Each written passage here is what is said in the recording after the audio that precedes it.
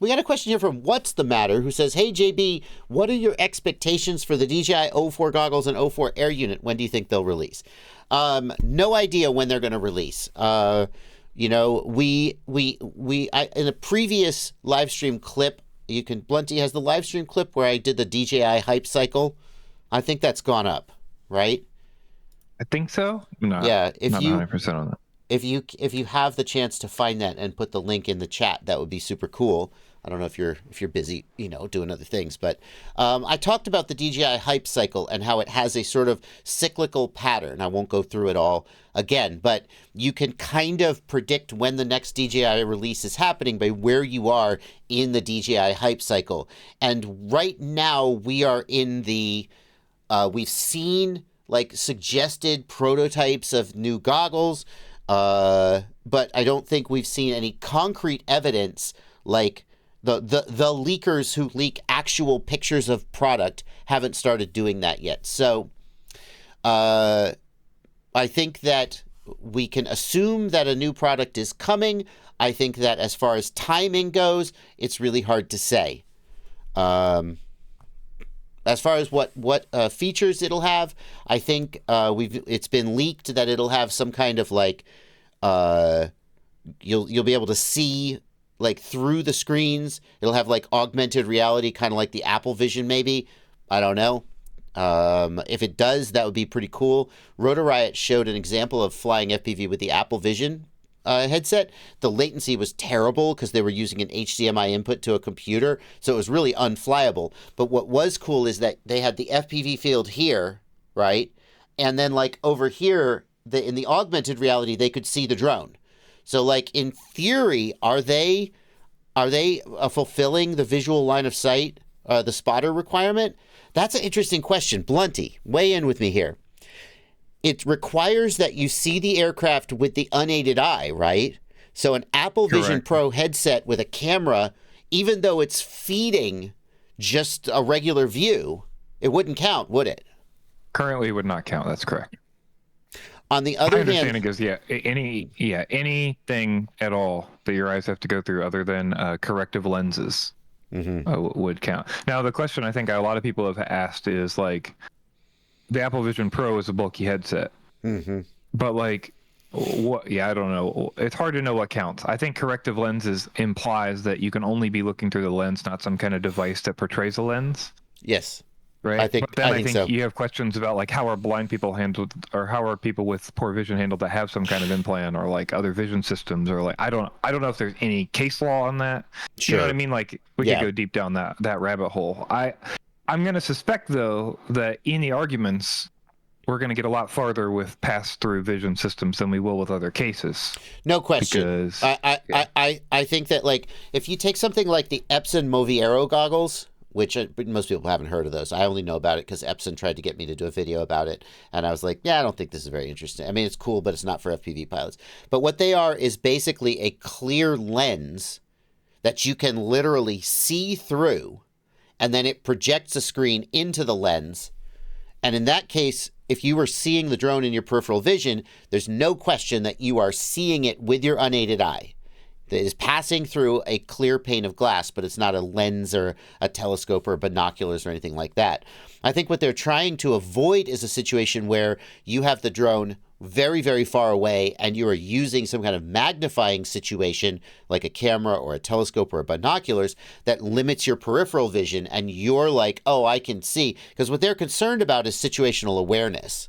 Never mind the argument that I have much better situational awareness in the FPV feed than I do line of sight. They don't buy that, and so that sort of ship has sailed.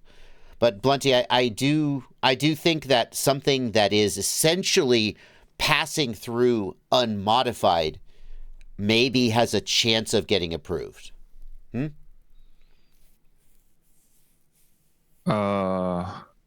don't know. I mean, technically, what does unmodified mean? Well, like, let's say that it has a similar field of view and magnification to the unaided eye, okay? But I have a camera and I am putting it on a screen in front of you. I have the same peripheral vision. You see what I mean? So my situational awareness and my ability to fly far away, like the distance at which I can no longer perceive the aircraft is the same or less. Is there an argument for the ability of that pass-through to fail or something? I mean, I'm just like devil's advocate at this point, but like your eyes can't fail and not let you see the quad in an emergency. So but you're already allowed to. It's an active emergency, and all of a sudden your pass-through starts to die in your headset, along with the vision that you need to fly the drone. Then you've got to rip the headset off, and you don't have BVLOS until you do. I don't know. Is the FAA's expectation that you would be able to fly line of sight?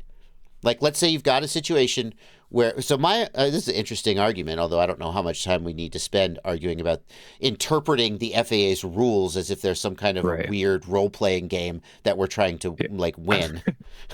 But the FAA's concern is situational awareness. That's why they don't want the FPV pilot, because the FPV pilot can't see to the side and behind them. They want the spotter, and the spotter's main job is looking for traffic, right?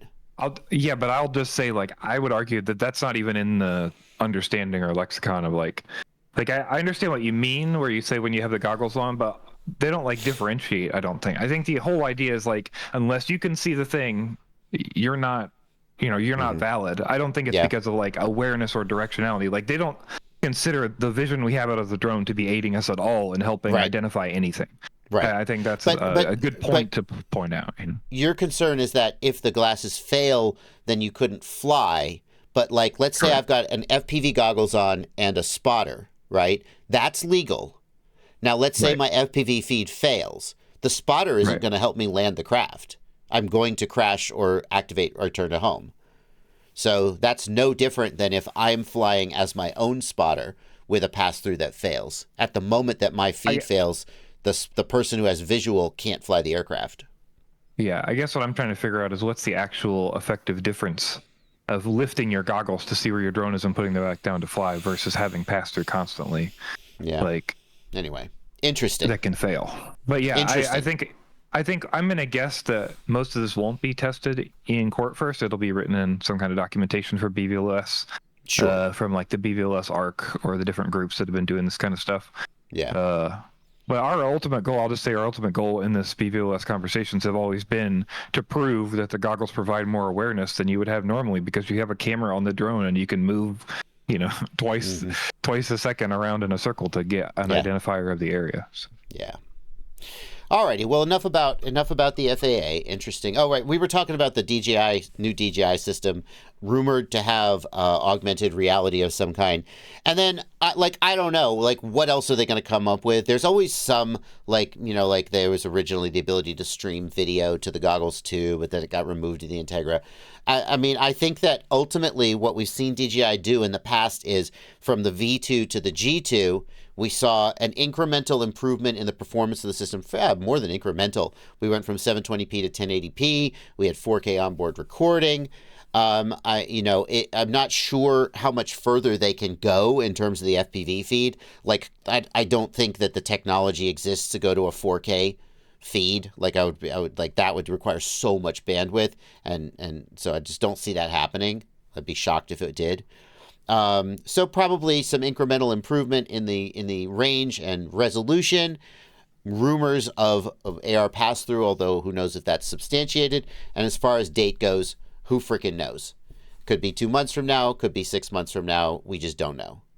It seems like from where we are in the hype cycle that it is further out than nearer, but you just can't predict.